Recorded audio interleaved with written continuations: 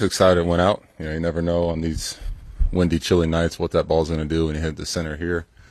But the ghosts were pulling it out there to Monument Park, that's for sure. But to add 2 more runs, we're trying to keep Weaver out of the game there. Try to save him for Game 3 a little bit. But no, just happy to add a couple more runs. Obviously, the stakes are high. It's the ALCS. Do you take that personally, that they'd rather face you in that moment?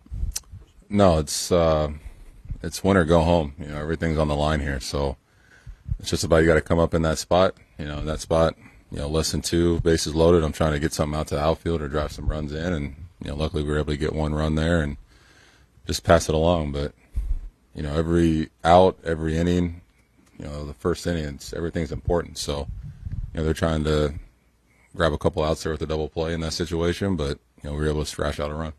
The way you're able to keep even keel, not getting too up after a good postseason game or get too down after a tough day, is that something you had to learn, or do you think that's just you?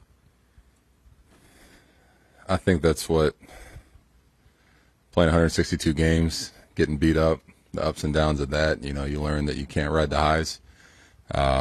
Because there's always something coming behind it.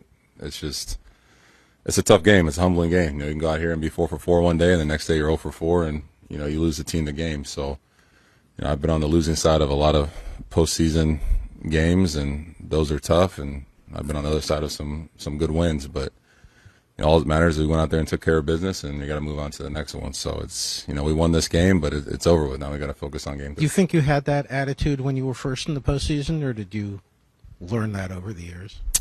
I definitely felt like I had it. Just something you learn your whole career playing baseball, the ups and downs, and learning this is a humbling game. But it's a game of opportunities. You got to just face every opportunity like it's opening day, and just move on from that. If you do something good, hey, it's great. But once you hit that homer and touch home plate, that moment's over with, and you got to move on to the next one. Or if you strike out, hey, the minute you get back to the dugout, it's learn from it, cheer on the guy behind you, and try to go make a play on defense. So it's I think it's something you're born with, but something you can also learn. Aaron, what's the feeling of the clubhouse being up 2-0 in this series? Guys are excited, but we still know there's a lot of work to be done. We're playing against a good Cleveland team that's all year they battled, had some tough games, went through a tough series with Detroit, taking it to Game 5, and came out on the other side. So a lot of work to be done. So we're excited, but the guys in there are focused. They're prepared. They know what needs to be done, and on our way to Cleveland. It seemed like you made fairly quick work through the first 3 innings, and then that 4th inning and a little bit in the 5th. Obviously, things went a little bit the other direction. Bend, don't break, like you mentioned. What was different about the stuff? I mean, I lost a little bit of the zone. A few too many walks again. But I think I think they threw a lot of quality at bats together, and they strung them together, and they obviously they won some of those long at bats, and they ended up putting enough pressure on us that didn't allow us to continue to cruise and keep going deep. So it's like kind of credit to them. Morrow's back on your left, Gerrit. Gerrit, I know it's always nice to get the early lead, but is it particularly nice in a postseason game? Well, of course. The lead is always helpful as a starting pitcher. Be able to attack the strike zone and stay on the offensive. Anthony, 2 hits tonight, a hit yesterday. What do you think has allowed you to come in and have immediate success despite the injury and despite the layoff?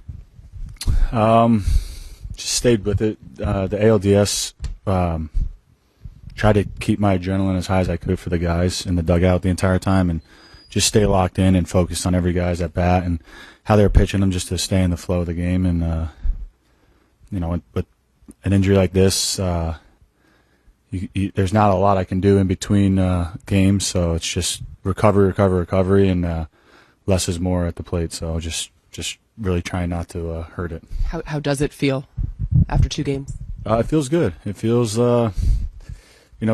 today was a big day, just back to back. We woke up pretty sore, but we're doing recovery. Right after the game, we have stuff going. I'll spend another couple hours here doing recovery stuff and tomorrow we'll be right back at it. It's been amazing. It really starts with Booney. Booney's been pulling the right triggers, leaving the starters in, giving them the leash, going to the bullpen, making all the right moves. And it's been a lot of fun seeing him manage, even from the DS too, just sitting on the bench. And our guys we're coming in every day prepared. We're not satisfied. We know the Guardians are a very, very good ball club, and being up 2 games means nothing to us. We need to go into there. It's going to be hostile and take care of business.